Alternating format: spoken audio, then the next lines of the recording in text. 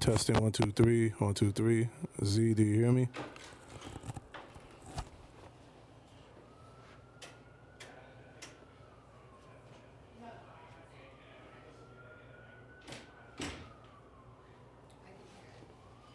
Oh, you heard it? Okay.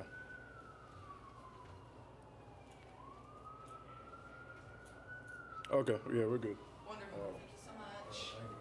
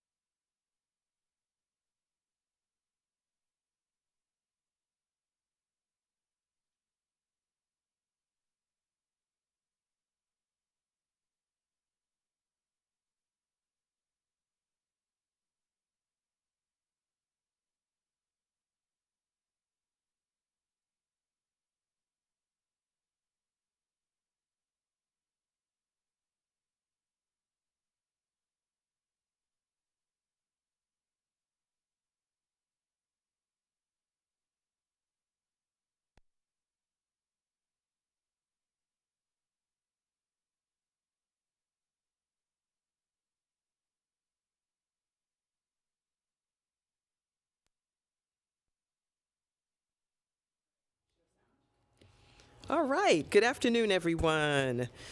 I want to start by discussing a serious potential threat by the Trump administration that will harm our city and New Yorkers. The federal budget cuts targeting FEMA could directly impact New York City Emergency Management, a city agency that relies on nearly $110 million in federal grants. If that funding is pulled, NYSEM could lose as many as 160 positions, which represents 2/3 of the agency's workforce. This would be devastating for the workers and their families, and it would make our city less safe, less prepared for extreme weather, and less prepared for health emergencies. We rely on their expertise during moments of crisis, and without them, New Yorkers are left in a vulnerable position. The Trump administration is threatening to pull federal funding from the MTA at a time when our public transit system can least afford it. Let's be clear about what that will mean. More delays, fewer officers, and a less safe transit system for millions of New Yorkers. As I have said before, none of this is helping working families. Instead, Trump is tearing things down, undermining safety in our city and destabilizing our economy. He and Elon Musk continue to use any excuse they can to divert funding from the services that support working families to advance tax cuts for the wealthiest 1% in the country. Now let's move on to our stated agenda. First, we'll vote on the following land use items. H&H Operating Agreement. We'll approve the transfer of 8 city-owned properties to the New York City Health and Hospitals Corporation. The properties are located in the districts of Deputy Speaker Ayala and Council Members Marte, Dinowitz, Stevens, Hudson, Osei, and Banks. 581 Grand Avenue Development. An HPD application to facilitate the development of a new 7-story affordable housing building on a city-owned parking lot adjacent to the Grand Avenue A train station in Councilmember Nurse's district. These applications involve a rezoning, zoning text amendment, and UDAP designation. The proposed development will include 213 affordable rental units to be developed under the extremely low and low-income affordability term sheet. The council is modifying the application by removing MIH option 2 and adding MIH option 3 for deep affordability. 123-12 Sutphin Boulevard rezoning will facilitate the development of a 5-story building with residential and community facility uses in my district. The resulting development will have 111 residential units, approximately 28 of which will be affordable under MIH option 3 for deep affordability. The project is a collaboration between the Full Gospel Mission Church of God in Christ and SR Equities and includes 10,000 square feet of community facility space, including a new sanctuary for the church. The building will feature a rooftop recreation space, and the development team plans to collaborate with students and teachers at PS 223Q to create public artwork facing the school. 547-seat primary school facility, an acquisition by the New York City School Construction Authority of 4 privately owned lots as a proposed site for a new school in Majority Leader Farias' district. Brook 156 will amend an HPD project to permit commercial or community facility uses within a previously approved multifamily building in Councilmember Salamanca's district. West 128, 129, an HPD application to facilitate the preservation and rehabilitation of 4 city-owned buildings with 96 affordable homeownership units under the ANCP program with designation of an urban development action area project in Councilmember Salam's district. Next, we will vote on the following finance items. A preconsidered resolution sponsored by Councilmember Justin Brannan establishing a new 40-year Article 11 taxes exemption for 3 lots in Councilmember Abreu's district. A preconsidered resolution also sponsored by Councilmember Brannan establishing a new 40-year Article 11 tax exemption for 1 lot in Councilmember Hudson's district. And a preconsidered resolution sponsored by Deputy Speaker Diana Ayala regarding the establishment of the East Harlem 125th Street Business Improvement District in Manhattan and setting the date, time, and place for a public hearing on its establishment. Today, we will also vote on the following pieces of legislation. Resolution 792, sponsored by Councilmember Tiffany Caban and Majority Leader Amanda Farias, declares March 25th as Greek Cultural Appreciation and Independence Day annually in the city of New York. Resolution 720A, sponsored by Councilmember Carlina Rivera, calls on the New York State Legislature to pass and the Governor to sign A50 and S 1077, known as the New York City Art Space Act, to promote the development of affordable art spaces in New York City. Resolution 721A, sponsored by Councilmember Lynn Shulman, calls on the New York State Legislature to pass and the Governor to sign S1804 and A1 S128, legislation that would eliminate deductibles, co-payment, co-insurance, or any other cost-sharing requirements for asthma inhalers. Resolution 722A, also sponsored by Councilmember Schulman, calls upon the United States Congress to reintroduce and pass, and the President to sign H.R. 2665, supporting the Safety Net Hospitals Act to delay Medicaid disproportionate share hospital payment reductions until fiscal year 2026. Resolution 414A, sponsored by Councilmember Sandy Nurse, calls on the New York State Legislature to pass and the Governor to sign S4795A5959, requiring at least one member of the State Board of Parole be a formerly incarcerated person. Resolution 415A, sponsored by Public Advocate Jumaane Williams, calls on the New York State Legislature to pass and the Governor to sign S206A and A1432A, which would remove the lifetime ban on jury duty for convicted felons and postpone jury service for any person currently incarcerated for a felony. Resolution 417A, sponsored by Councilmember Kevin Riley, calls on the New York State Legislature to pass and the Governor to sign S4812 and A5269A, which would allow for the return of fines, restitution, and reparation payments where there was an unjust conviction in a timely manner. Resolution 730, sponsored by Councilmember Chris Banks, calls on the New York State Legislature to pass and the Governor to sign legislation to conduct a thorough study on the RAD PAC program to assess the effects of conversion on residents and the program's impacts on tenants' rights, security, and community well-being. Resolution 731, also sponsored by Councilmember Banks, calls on the New York State Legislature to pass and the Governor to sign legislation to implement a more robust resident engagement and voting process at each NYCHA development that is considering RAD PAC conversion. Resolution 119A, sponsored by Councilmember Crystal Hudson, calls on the New York State Legislature to pass and the Governor to sign A1621, S4098, in relation to prohibiting property owners from filing eviction proceedings for tenants who reside in buildings with substantial pending housing maintenance code violation.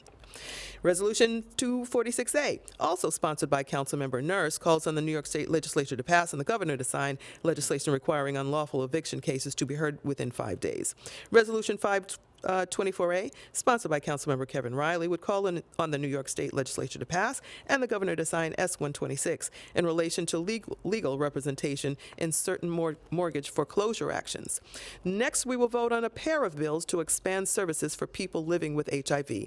Resolution 175A, sponsored by Councilmember Chiosei, calls on the New York State Legislature to pass and the Governor to sign S442A. 3355, which would amend the social services law to mandate each local Department of Social Services to link persons living with HIV with benefits and services. It would provide that persons living with HIV who are receiving housing assistance shall not be required to pay more than 30% of household income towards shelter costs. Introduction 1194A, sponsored by Councilmember Lynn Schulman, would codify the eligibility of HIV/AIDS services to include any person living with HIV. I now invite Councilmember Schulman to the podium to discuss her legislation.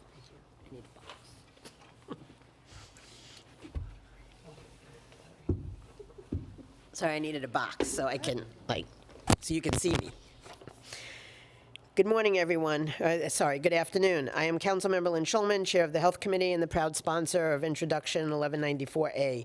Today, the Council is taking a historic step to ensure that every New Yorker living with HIV has access to the vital support and services they need. By expanding eligibility for the HIV/AIDS Services Administration, also known as HACA, we are breaking down outdated barriers and aligning our policies with the reality of modern HIV care, because early intervention and comprehensive support save lives. For too long, many people living with HIV have been denied the housing, nutrition, and case management services that can make the difference between stability and crisis. This legislation is about dignity, equity, and our ongoing commitment to ending the HIV epidemic in New York City. I want to thank Speaker Adrienne Adams for her leadership, Deputy Speaker and General Welfare Chair Diana Ayala, my colleagues in the Council for their support, and the tireless advocates who have fought for this change. Together, we are making New York a place where no one is left behind. Thank you. I was just going to kick it to the side. Just do that very, very gracefully. Next, introduction 1047B, sponsored by Councilmember Sean Abreu, would require the New York City Department of Health and Mental Hygiene or another agency designated by the mayor to establish a 3-year pilot program that provides access to sleep apnea screenings at no cost, as well as access to home sleep apnea tests, if deemed appropriate. This bill would also require DOHMH to prioritize the individuals without insurance. I invite Councilmember Abreu to discuss his legislation. Thank you, Madam Speaker. Wake up! We're talking about sleep apnea. I have it. My mom has it. Adrian has it, she says. 30 million Americans have it, and 80% of them don't know that they have it. Today, the council will vote on my legislation to ensure New Yorkers know about the risks of sleep apnea and can access affordable screenings and treatment. For far too many in our city, sleep apnea affects our quality of life, health, and ability to work. The effects of untreated sleep apnea can be severe, leading to heart disease, stroke, and fatigue. Nobody wants their bus driver or their child's teacher to be tired and struggling, yet we've done almost nothing to address sleep apnea in this city. Today, that ends. I want to thank the advocates and the medical professionals who have worked tirelessly on this issue. I'm particularly grateful to Speaker Adams for her continued leadership on this important matter. Thank you very much, Madam Speaker. Thank you. Wake up. Finally, we will vote on a package of legislation to reform the rules governing sidewalk sheds. For too long, the dull green scaffolding that towers over miles of our city sidewalks have been a fixture in our streetscape. These structures are not just eyesores that cover up buildings, they're also a blight that impacts our public safety. Today's legislative reforms are long overdue, and I'm proud that under this council, we are finally taking action to address these challenges. Introduction 661A, sponsored by Councilmember Eric Bottcher, strengthens enforcement of facade repairs by introducing penalties for failure to submit construction documents to the Department of Buildings, file necessary permit applications, and complete repairs. Introduction 660A, also sponsored by Councilmember Bottcher, would double the required level of lighting under sidewalk sheds from the 45 lumens per watt or greater to 90 lumens per watt or greater. It would require that lighting under sidewalk sheds be LED lights. I invite Councilmember Bottcher to the podium to discuss this important legislation.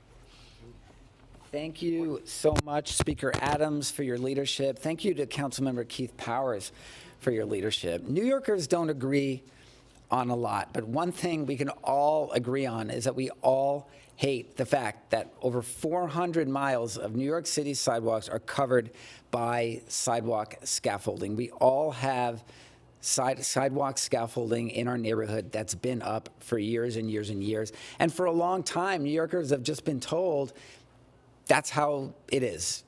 Deal with it. We're not dealing with it. We're not just going to live that way. We came up with legislation today to reform the sidewalk shed system. I have 2 bills in this package. One bill will establish time limits for property owners to pull the permits and do the work. No more leaving your sidewalk shed up forever with no penalties. The other bill I have will increase the lighting requirements under the sidewalk sheds. And some of you may have seen the memes about gay men hating overhead lighting. They are 100% accurate. If I come to your home, I will turn off your overhead lighting and I will turn on every lamp in your home. The one overhead lighting that I do like is under sidewalk sheds.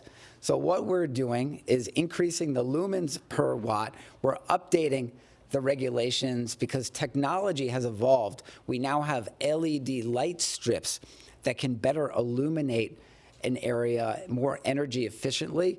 We're updating the lighting requirements. This is going to have real impacts for New Yorkers all over the city, and I'm so proud to be part of this effort. Very good. I didn't know that about the lighting thing, Eric. Introduction 394A, sponsored by Councilmember Keith Powers, would require DOB to complete a study and review the frequency of the facade inspection and safety program, and recommend changes to the council by December 31st, 2025. This bill would also extend the inspection cycle from every 5 years to a longer interval time between 6 to 12 years. Introduction 393A, also sponsored by Councilmember Powers, would require the duration of sidewalk shed permits for facade repairs from 1 year to 3 months unless they are connected to demolition, a building alteration, or new building construction. This bill would also create new penalties for property owners who delay necessary repairs for sidewalk sheds occupying the public right-of-way. Finally, Introduction 391A, sponsored by Councilmember Powers, would require DOB to complete a study and recommend new sidewalk shed designs by September 30th, 2025. This bill would also allow more color options for sheds, require corresponding construction fences to match the color of the sidewalk shed, increase lighting beneath sidewalk sheds, and raise the minimum height of sidewalk sheds to 12 feet, except in areas where it exists. Light or ventilation would be obstructed. Except in areas where exits, light, or ventilation would be obstructed. I invite Councilmember Powers to the podium to discuss his important legislation. Finally, Thank you so Thank you so much, and good afternoon, and thank you, everyone. Today, New York City is taking a historic measure to shed the sheds and end the scaffolding that has cast a shadow over our city for too long. I'm proud to say the City Council is finally taking steps to modernize the city's approach to sidewalk sheds. I want to thank Speaker Adams for her leadership and support on this very important issue. I also want to acknowledge my colleague Eric Botcher for his bills and want to congratulate him as well, and thank our Manhattan Borough President Mark Levine, who helped us launch this effort just a few years ago. We all know sidewalk sheds. They are a feature of New York City's landscape. Love them or hate them. I hate them. But they do provide an important cover around safety, and we always want to acknowledge that. In 1979, Grace Gold, who was a student at Barnard, was tragically lost her life because of work that should have been done on a building. And so we want to always protect and maintain those measures. But standing with her sister today, we heard a clear acknowledgement that New York City can move forward in a way that modernizes our laws, and that's what we're here to do today. We have over 1,000 sidewalk sheds standing up there today that have been there for over 3 years. But if you walk around even blocks from here, you'll see ones that have been up for 8 years, 10 years, 15 years, ones that clearly work should have been done years ago, and we have failed to modernize or update our laws to incentivize that work to get done. There is something for everyone in this package of legislation. For small businesses, when scaffolding goes up, you now have assurances that it will come down quickly and you will get your foot traffic back. For our neighbors in our neighborhoods, you'll finally get bright lighting and safe streets on your block rather than the dark alleyways that exist here today. For property owners, you are getting relief from being saddled with the costly work that seems to never end. For all New Yorkers, you get to finally enjoy your amazing city and see the skyline and the beauty of this city. For our public housing residents, we are reducing the amount of scaffolding that needs to go up every single time work needs to be done, meaning you will have safer and brighter and better neighborhoods. For everybody who has joined us in this conversation, Councilmember Botcher is correct to say if you walk in any room, it's almost universal amongst New Yorkers that they are sick and tired of the Hunter Green. So there's some good news. Number one is the Hunter Green is no longer the only option. You can use an assortment of colors now to decorate your scaffolding when it goes up. But when it goes up, we're also going to ask you to take it down quicker by mandating that you actually do the work and you show us the work that is happening along the way. And in exchange for all of that, we're also going to extend the window when work needs to be done. So rather than the one-size-fits-all approach, every 5 years for every building, a new building, an old building, no matter what the materials are, we are now going to allow a much bigger window for buildings and a lot more flexibility, so less scaffolding has to go up in the first place. These are all really important design changes for the city of New York that will mean that we will meet our safety needs while also looking like every other city that does not have the skyline filled with sheds and scaffolding. We are just significantly proud of the work we've done here to make sure we can find that right balance. I want to thank the speaker staff and the legislative staff who worked with us tirelessly to get this right till the very end. I want to thank Haley and Ben and Emma in my office who did a lot of conversations and late night aging and getting the bill to the right place to make sure that it met all the needs of New Yorkers. But good news here is today New York City is going to shed the sheds and finally give our neighborhoods back to our New Yorkers. Thanks, everyone. Good stuff. All right. That concludes our stated agenda, and with that, we will take on topic questions. Questions on the bills? We're gonna be recovering. You have a question on the bills? You know, I do. I guess, you know, do you guys have an estimate about how much it's going to cost in terms of just like redesigning some of these sheds? And do you guys have some plans on how to design them or? Oh, go ahead. We're offering a lot more flexibility. So for now on, anybody who wants to put it up, they can opt for different colors. Higher heights, by the way, we're going to move up to 12 feet rather than 8 feet, so it's not so claustrophobic. Put the lighting underneath. Some of those changes are going to happen over time, and I'm not sure there's going to be a total cost associated. And the cost is going to be on a lot of the providers to make sure they can update and provide new options and flexibility. On the cost, though, one of the things we're trying to do for the property owners is extend it from 5 to even up to 12 years, but probably 6, 7, 8 for many, so that they don't have to do the work nearly as much to try to find that right balance. So we think for property owners, it's going to save a lot of money, put money back in the economy for our small business owners, and we're going to have to make some design changes. But some of it comes with flexibility, so they can opt in and make the changes they need to make. Some are going to have to be a change, switch over to like higher and taller, and those we'll have to work with the stakeholders on that. Yep. Could the business choose like what kind of like, could they say, oh, I want like, you know, white scaffolding instead of green scaffolding, or like I want higher or I want lower? I mean, the property owner can and opt in for that and work with the provider, the riggers who put it up for that. But I don't know if the small business owner can underneath it. But certainly, what we'd hope is that the property owners and small businesses will be able to work together on visibility, on signage, and of course on colors to make it a lot more attractive, and also put the lighting and raise the height of it so when you walk under it, it doesn't feel so gritty, it doesn't feel like an alleyway. Yeah, thanks. Okay, any other questions on bills? We'll do off topic. On the bill, actually, I know. On the bill, Colton in the ninth inning. I haven't been following this Yeah. scaffolding fight much. I assume that there's people that saying this is about safety, and now bricks are going to fall on everyone's heads, and like, that's horrible. What's the response to that? I mean, isn't scaffolding about bricks not falling on their heads? Look, it's about, we stood with Grace Gold, who was the young woman who lost her life in 1979, stood with her sister today in support of both the safety and the need to redesign. Some of the things we're doing are going to just redesign them so they're a lot nicer, and the Department of Buildings is now tasked with the responsibility of figuring out how to differentiate between different type of buildings. For instance, a new building that goes up today that has been passed inspections, been permitted, licensed, and built, we don't believe that needs to be 5 years, one size fits all. There may be buildings that are built with terracotta or other materials where you want to do a tighter timeline, and there's going to still be allowances for the Department of Buildings to hold on to that. So the goal here is to find the flexibility and be a bit more nuanced in our approach to it. And of course, the other key component of that is that no matter what, when it goes up, get the work done. We don't want them sitting there for a decade languishing. The one we were standing in front of today was up there for over 8 years. And as I said, as term limits are coming for the scaffolding too, after 8 years, it's got to come down. So what we're saying is, and this is a really important piece of it, is we want the safety, but we also want you to do the work to repair it and make it safe, by the way, so that you can take it down and we can have our neighborhoods back. Okay, were you good to go to off topic? Great, Councilmembers, yes, thank you very much. Thank you. Stuff. Okay, off topic, Bob.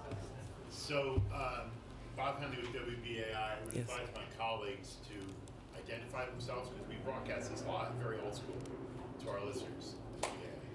So with all due respect about sidewalk sheds, and I've done my share of investigations, there's some deep pockets that like those sheds to stay up. Sure. That get rent, and there's all kinds of costs and all kinds of pushback that you get from holding them accountable. But we're sitting in a country where right now we have what we could call the Trump-Musk junta, where an unelected person now is actually defining terms and conditions that the city of New York and other municipalities and states are operating under, including massive cuts that you just described. Can you understand that people listening at home, who are maybe 600,000, what are the 600,000 green card holders, who are worried that in a moment's instance they're going to be shipped to El Salvador? Like, are you concerned that this doesn't match the circumstance of what's happening nationally in the crisis? You know, what is happening now from the federal government is truly chaos. And, you know, since the start of his presidency, Trump and his co-president, Elon Musk, and their congressional allies have undermined critical federal agencies. They've proposed defunding health care and food assistance and other critical services.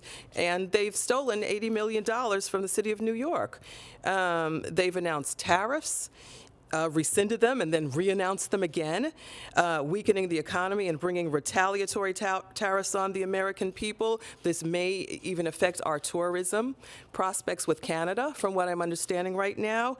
And now they're actually moving to eliminate the Department of Education, an essential partner to localities to ensure all students are educated. So none of this is helping to make life more affordable for the families of our city and our nation. His agenda, quite frankly, is to sow chaos and fear. It is happening. I've spoken to people. People are fearful, frantic, and it's hurting communities, small businesses, workers, and local economies. Our job is going to be to stand up, to continue to speak out, not to be afraid of this bully. New Yorkers know how to fight bullies. I certainly do. So it's going to be incumbent upon us to continue to fight this bully.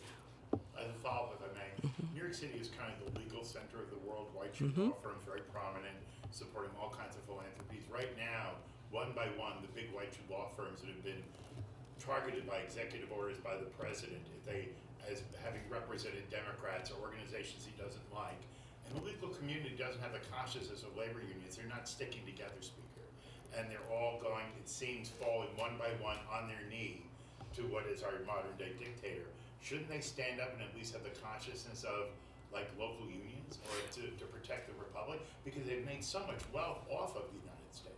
Yeah, I think it falls a line into my first response is that anybody worth their salt should be standing up against this bully, fighting for the precepts of this country, and fighting against Donald Trump, who proclaims to want to be a king, which we cannot allow in this country. So I believe that we all need to stand up and speak out against this, you know, what is turning into, you know, such an office of tyranny and authoritarianism.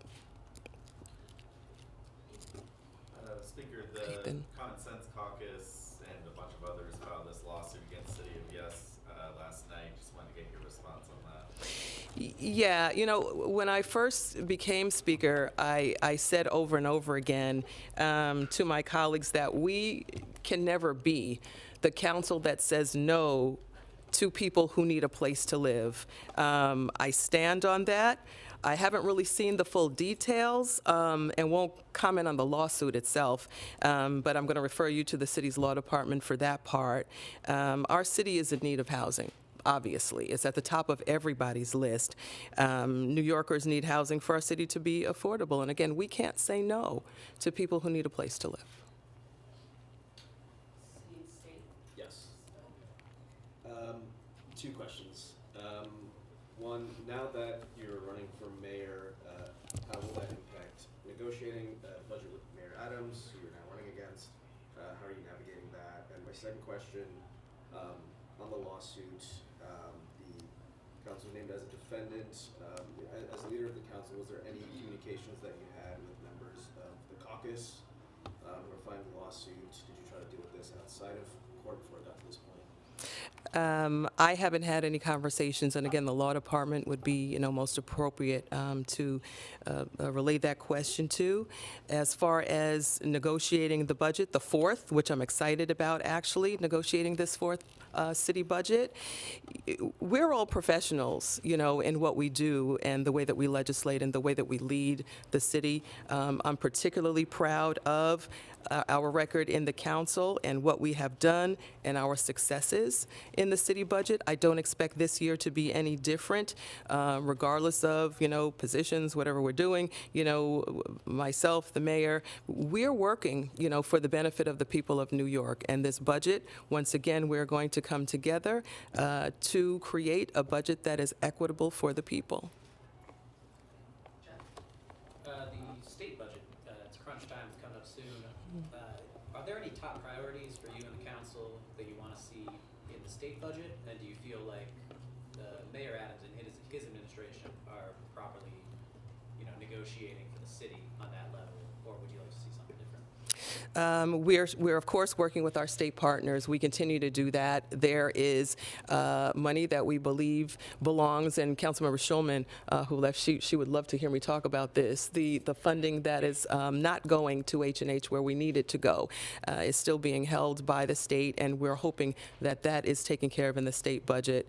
That is a very serious priority for us. Yeah. Are you or the council actively lobbying on that, or are you kind of relying on state legislators to? Well, I guess are you lobbying? I have personally lobbied for that. Yeah, 10 Cup Day, had that cup out. Yeah, personally. Yes, Hi. I'm Sophia from Streets Blog. Mhm. So there was a draft bill that circulated about a month ago. It was released from City Hall about overhauling the app delivery industry. I'm just curious, I understand that the bill, isn't introduced yet, but I'm wondering, what your thoughts are on it. Do you see it as a good starting point for regulating this industry that's just growing? Some New Yorkers see it as out of control. What are your thoughts on that? Well, my thoughts are on the bill. Like you said, it's not introduced yet, so it has several iterations to go through. We're going to take a look at it, see what works and what doesn't work. Obviously, there are some things to fine tune as far as the business is concerned, and as a council, we're going to come together to figure that part out. Do you have any timeline updates on when you think the bill will be introduced, or any specifics on what you see as good pieces of that legislation or bad? I don't. It is still going through the legislative process. Time will tell, hearings will tell. Thank you. Any other questions? Okay. All right. Thanks, everybody.